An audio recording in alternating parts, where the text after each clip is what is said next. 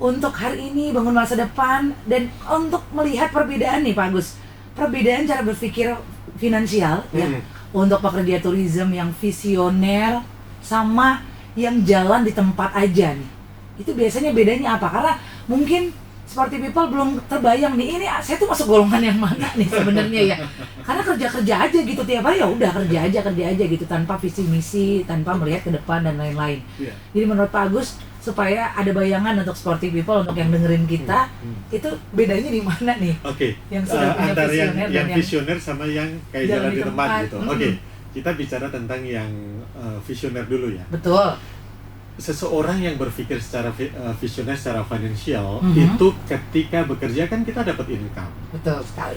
Entah dia bekerja di tourism sebagai karyawan, atau dia lepasan misalkan membawa tamu, atau yang memang karyawan pengen mengejar karir, gitu kan, masing-masing berbeda. Nah, kalau yang visioner, setiap rupiah yang dia dapatkan, terutama dari gaji pokok, kemudian kalau di tourism itu yang besar service charge. Service charge, ya, itu kan kadang bisa 2-3 kali lipat. Nah, mereka punya arah yang jelas.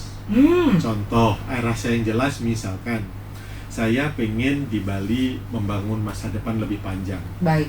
Artinya apa? Sudah mulai berpikir bagaimana kalau yang memang tinggal di Bali, artinya mereka melihat peluang-peluang apa yang bisa dikembangkan. Contoh, kan banyak banget di Bali yang hebat, menurut saya orang-orang Bali yang hebat, rumahnya diubah menjadi penginapan.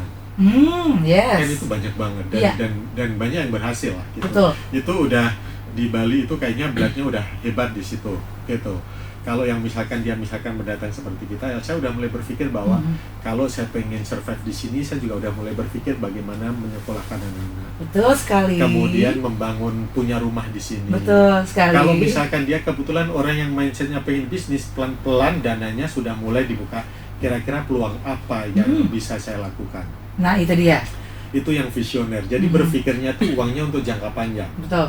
Nah, kalau yang misalkan hanya jalan di tempat, Bali itu kan temannya sangat nyaman, Elsa. Iya. Godaannya banyak banget. Betul sekali. Beach club berapa banyak? Wow, terus berkembang. Clubbingnya berapa banyak? Tempat nongkrong kafe berapa banyak? Yang viral berapa banyak? Nah, yang jalan di tempat, dia hanya akan memenuhi egonya untuk menikmatin apa yang ada hari ini. Iya.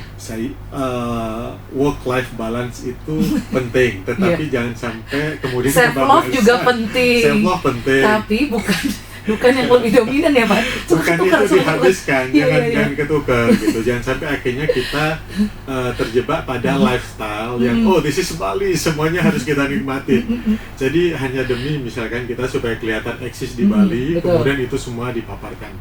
Jangan.